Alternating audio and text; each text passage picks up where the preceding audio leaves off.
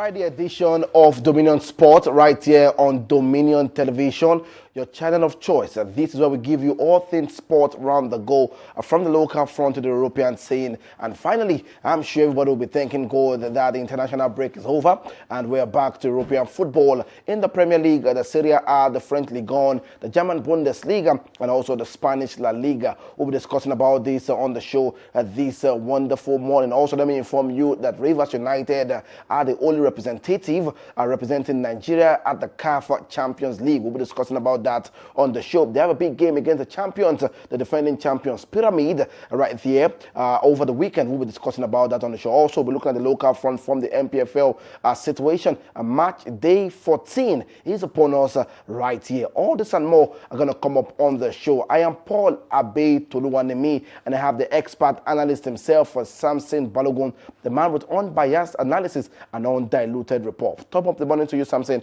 How are you feeling this wonderful morning? Beautiful morning to you, Toluwanemi. It's really nice to be here to talk sports. This is what we do, and of course, weekdays are for reactions. Anyway. Weekends are for major actions, and the EPL is back, and so as many other leagues across Europe and Asia.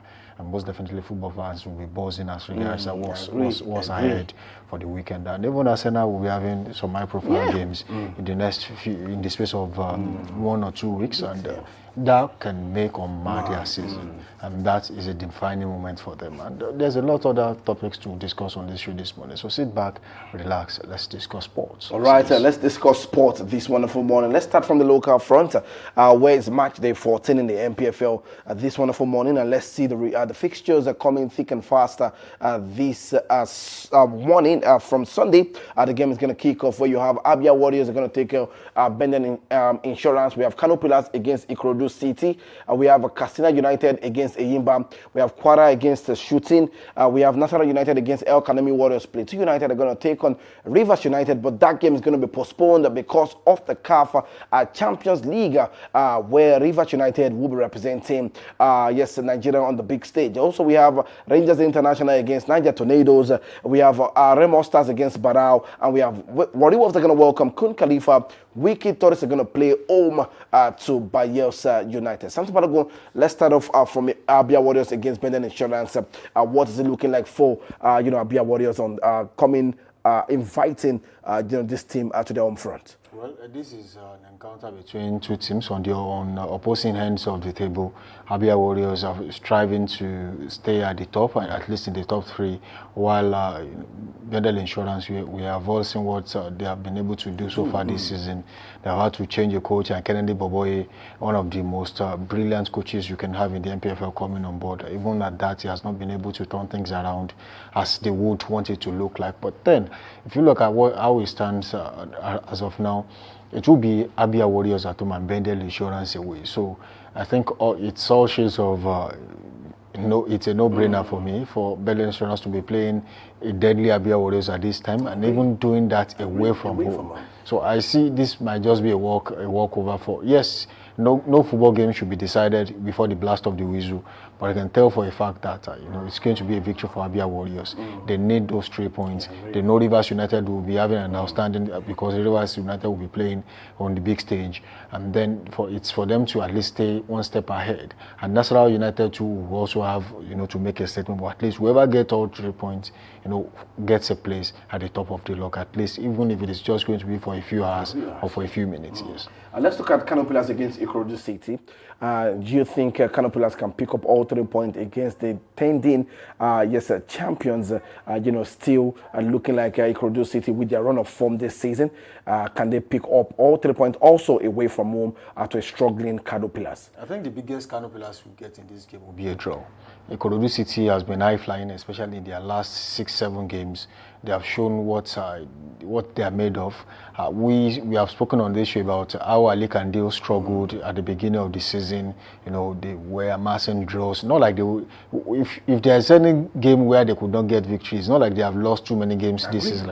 What you will see when you check the log is they have had more draws than other teams, and that for me was one of the reasons why they have actually not been where they are now, even before this moment. So I feel it's a challenge for them traveling to Kano, and of course Kano will not be playing at home, so it's going to be more or less like two teams playing away from home. So I'm tipping Ikorodu City to actually carry the day. And when you look at the current crop of players in that team, Shola, Delane, Rumala, and so many other players in that team, they have been in blistering form the last 5 games. So, and I still think they're going to repeat that feat against Kano Pillars, at least. They say we should not call them crumbling Kano Pillars anyway, but then it's all fingers point to that direction that they are really crumbling. Let's discuss Katsina against Enyimba. We got a situation report from Enyimba, the sack or the step aside of Stanley Guma. Also, they came out to say, we're not paying players half salary. That report is false. But right now, it's not looking like a steady house, for the People's Elephant. But they're going away to play Katsina United. Well, if you look at the current situation, it's a battle of 2 mid-table teams. For Enyimba, they are in the mid-table, Katsina United somewhere around there. And you would understand the fact that they both need all 3 points, especially for Enyimba, that they have been surrounded by too many, what you would call too many side talks in the last few days. First, they have had to, discuss the issue of their coach. The other, they have had to talk about where the problem is coming from in the team. The coach has had to step aside, and then the players were being said to have been offered half salary because they are not winning games. I think it's too many of side talks as it stands. It's a distraction, and it's definitely going to affect Enyimba going into this game. And if Katsina United knows how to play things and they know their onions in this game, I don't think they should struggle against Enyimba. They should be able to get all 3 points. Don't forget they are all on the same point. The same point. They are on the same point. And the only reason Enyimba is ahead of Katsina United is because they are 1 goal ahead of them in terms of goal difference. I mean, Katsina United currently on -2, and then Enyimba on 2. I mean, that's 2 goals difference. So if they are able to get all that in place, I think they should be able to defeat Enyimba. Enyimba has not shown the quality of a great team so far this season. They have just been an average team, and that is not far-fetched because of the quality of players they had to bring on board and the short time frame with which these players had to prepare for the season. I mean, you are as good as your last result. You will be measured on the benchmark of what you did in the last game. Even the punters will decide on odds based on what you have done in the last set of games that you played. So I want to believe that Enyimba, they have not been good enough.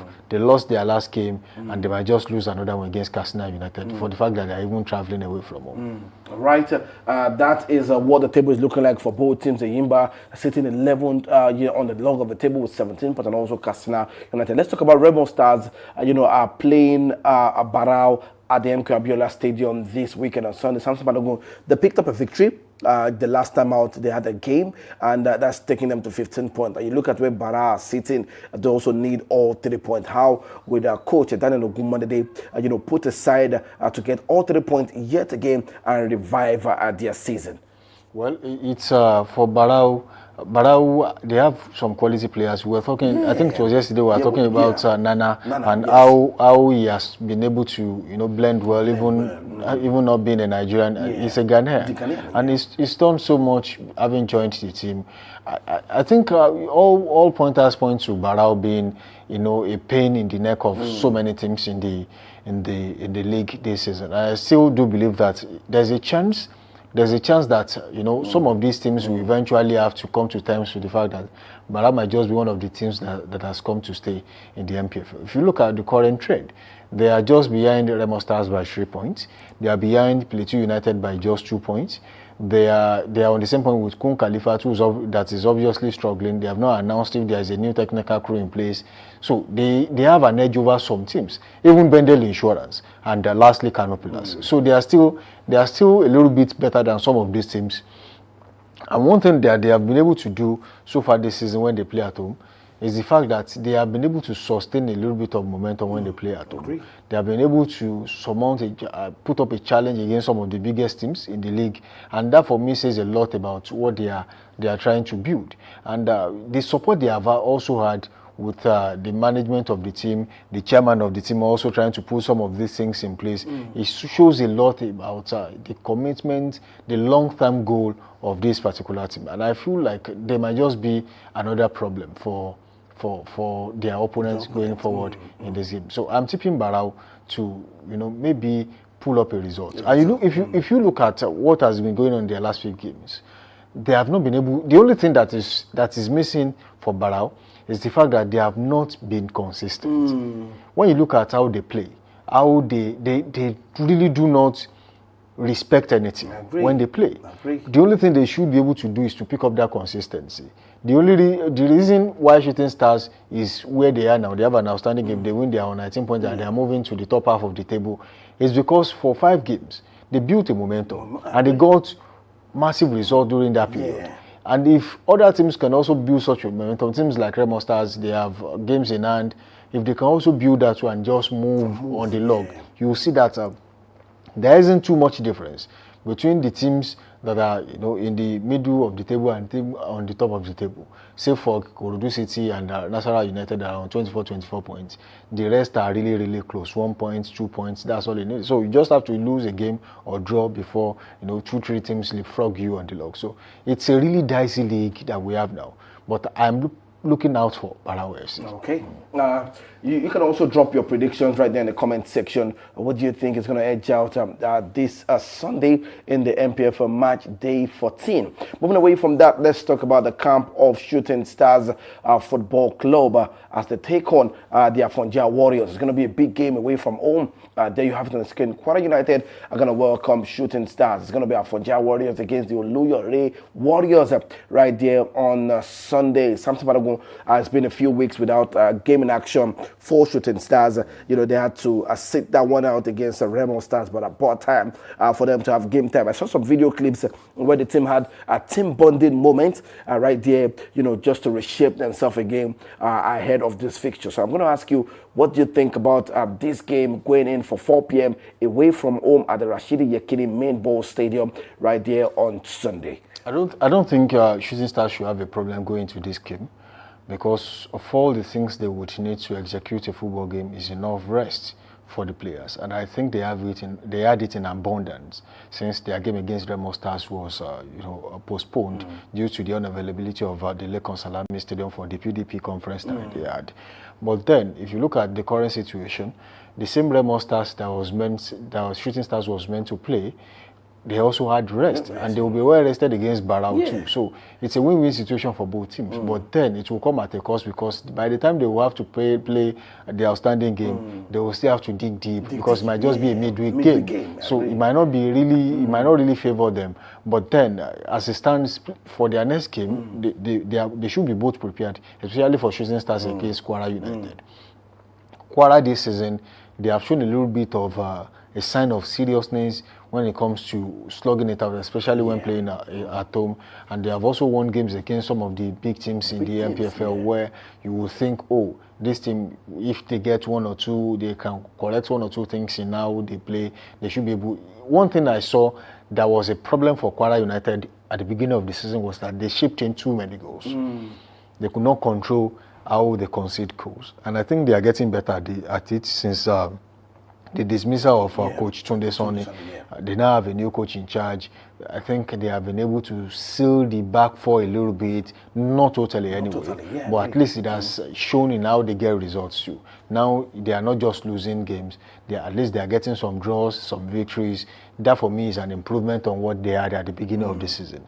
For Shooting Stars, if you look at it, has always been a debut between these two teams. You can call it, if not for political reasons, you can call it the Southwest Derby, because you are playing against a team from Ilorin. Some people still call Ilorin the Southwest, while for political reasons they call it the North Central. So I still believe Shooting Stars should be able to pull something massive in this one. A victory will not be out of the blue. It is expected of them. And if you check their head-to-head, it's been back and forth, but it has favored Shooting Stars more. If you look at their last 5 encounters, just like you have it on the screen, I think it was the last time they played, Kwara United won, and then the llast 5, Shooting Stars won, Shooting Stars won, a draw, and then Shooting Stars in 2023. So I still feel like for it, in terms of head-to-head, one thing I always say is that when you look at particular team, and then when they play in real time, you realize the fact that It's not mathematics anymore. So for statistics, yes, it favors Shooting Stars. But don't forget that when it comes to stats too, it favored them when they were going to play Wiki Tourist. Unfortunately, they lost. So it might just be another start in the mumble. Another start that might not really, play a role or part in what's going to happen on the field of play. I just want to ask you, how do you think a coach Nuruddin Awero will set up his team going away from home to the Afonja Warriors, on Sunday? Well, I think the most important thing, playing against Kwara United that will be settled and playing at home, there are some things that really the Shooting Stars have to pay attention to. They have to pay attention to details, and most importantly, they have to seize possession. Because if you concede possession to a Kwara United team that can score from any place, they are good at set pieces too. You have to put all of that into consideration. So when Shooting Stars seize possession, you don't commit too much foul because you have the ball. And then you have to bury your chances, because in games like this, especially that is a Southwest derby, as you want to call it, Southwest derby, you might not have too many chances. So once you have half chances, you convert them, and they have players in the team that convert half chances anyway. You can remember against Kano Pillars, Mustafa Adams had to convert a free kick that so many people would have just thought it would be a ball in the box and then it would be headed out by the opposition defenders. But hey, it ended at the back of the net. In their last home game too, he almost did the same thing, except for the fact that the keeper was so smart and read the game well. If the ball had bounced before it got to the goalkeeper, it probably would have ended at the back of the net. So they have quality players that can convert chances. I just hope the coach starts his best 11, because there's no point keeping some players on the bench, and then when they come on board, the game is too far gone that they can't really make a difference in the game.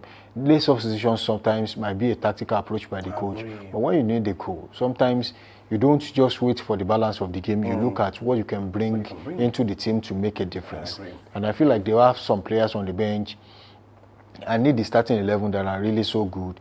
But one thing I noticed in the last few games is that the moment two players are on the field of play at the same time, the bench is depleted. I begin to wonder what exactly is going on. Who is coming in to make a difference? There isn't really anybody on that who is, who might be someone who can come from the flanks and make a difference. Because you look at the starting 11, you have Ismail Ayodele on the left, Promise Awosami on the right. You have Sadiq Ibrahim as the focal point, Tijani Kabir, Ayobami Jr., and then one of Tunde Aziz or maybe Adebayo Kante in midfield, or maybe Alex Agawa. Either of the three will play defensive midfield role. But then if you look at for midfield, for the center of the pack, there are options.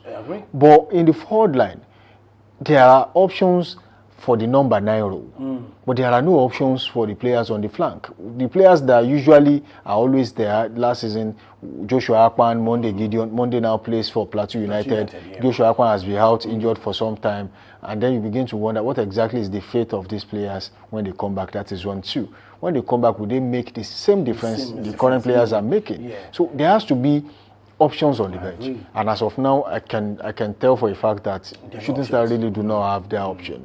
The Kamara Adegoke had to play on the flanks and was just running around. You could tell that he struggled playing on that part of the pitch, because he has always been known to be a number 9. So he tried his best anyway, but then sometimes when you take catfish out of the ocean and just put it on the ground, it will definitely struggle. So the coach should look at ways to make sure that all the players are comfortable on the field of play. Yes, tactical reasons can make you switch positions on the field while still maintaining the same 11. But then sometimes putting some players in the wrong positions might really off their performance, and in the long run hurt the team in terms of results gotten. I agree. All right, the sporting family, why not drop your own 2 cents on the conversation right there in the comment section on YouTube. Make sure you share, make sure you like, let somebody know that we are live. And also you can drop your prediction. What do you think about that big game between the Afonja Warriors against Oluyole Warriors? It's going to be on Sunday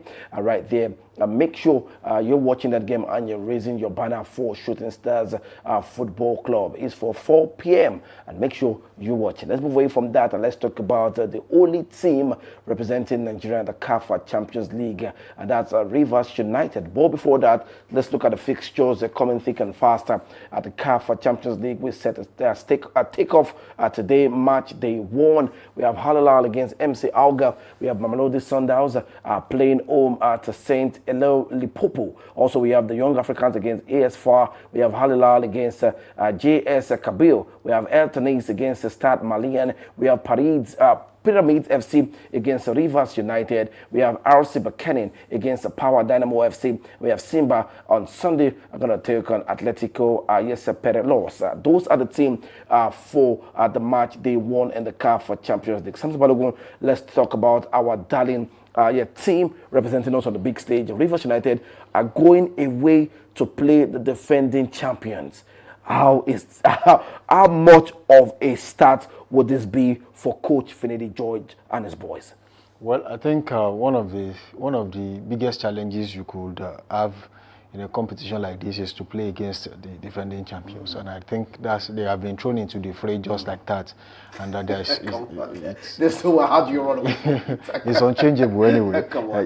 You don't change that. Yeah. I mean, the draw was made, they were all there, they saw what was happening, they knew where they were going to play till now, and I feel like since the time when the draw was made till this very period, there must be a level of preparation for leading to these games. I understand the fact that it's going to be an Herculean task for the team, for the players, a brand new experience. They have not done. Some of them have not done this before. Yes, they have played. Some of them might have played CAF Champions League, Confederations Cup, but playing against the defending champions of a tournament at the very beginning of the group phase might be so alien to some. That's why